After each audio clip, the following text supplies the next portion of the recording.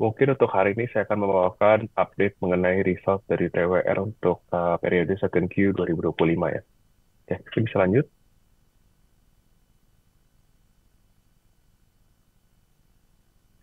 Oke, ini untuk sedikit recap dari performance TWR di second Q. Untuk dari sisi revenue mereka tumbuh ya 2,5% secara year on year, mencapai 3,2 triliun. Dengan EBITDA naik 2,2% secara year on year, mencapai 2,6 triliun. Dan untuk net profit mereka juga naik 5,1% secara year on year ke 849 miliar.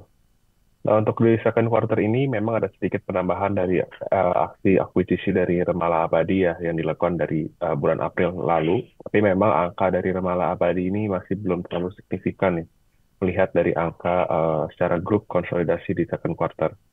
Namun kita mengekspektasikan untuk di second half nanti angka dari Remala Abadi ini akan sedikit menongkrak untuk dari kinerja dari TWR sendiri untuk angka di full year tahun 2025. Oke, next. Ya, mengingat dari pertumbuhan dari sisi revenue untuk TWR ini didukung oleh penambahan tower dan juga fiber access mereka ya, di mana untuk total tower mereka ini naik mencapai 35.825 menara dengan tenancy ratio itu di 1,62 kali. Ini sedikit ada penurunan ya di tahun lalu itu di sekitar 1,7 kali mengingat dari sisi konsolidasi antara XL dan juga Smartfren ya. Namun di sisi lain untuk dari fiber asset mereka ini naik lumayan cukup signifikan ya, mencapai 122.200 kilometer dengan utilization ratio itu di 1,8 kali. Dan untuk di second quarter juga TWR membukukan home pass sebesar 1,8 juta pelanggan ya, atau setara dengan rasio 11,6% untuk dari sisi home connect. Ya, next.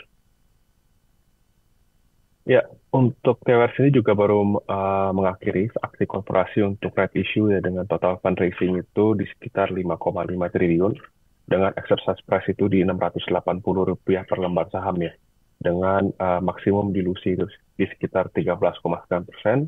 Dan di sini untuk dari sisi Jarum Group ini akan menjadi standby buyer untuk apa namanya untuk merampung dari sisi right issue untuk TWR sendiri. Jadi memang ada indikasi bahwa dari grup Jarum ini akan menambah porsi kepemilikan untuk di saham TWR. Dan memang belakangan ini saham TWR apa namanya ada sedikit kenaikan dari sisi harga mencapai atau mendekati dengan harga exercise price di 680. Oke, next. Ya mungkin yang kita bisa lihat untuk katalis ke depannya di sini dari sisi IBST dan juga Remala Abadi atau data yang mungkin akan melakukan sinergi atau secara konsolidasi akan meningkatkan dari sisi financial earnings mereka di tahun ini dan juga tahun depan. Kemudian ekspektasi satu kali BI rate cut lagi di second half akan meningkatkan earnings dan juga tiga kali BI rate cut di first half ini pasti akan mendongkrak untuk dari sisi bottom line untuk TWR itu sendiri. Dan mengingat dari selesainya proses red issue ini juga pasti akan meningkatkan dari sisi balance sheet mereka dengan cash position dan juga leverage mereka yang pasti akan lebih sehat. Ya, next.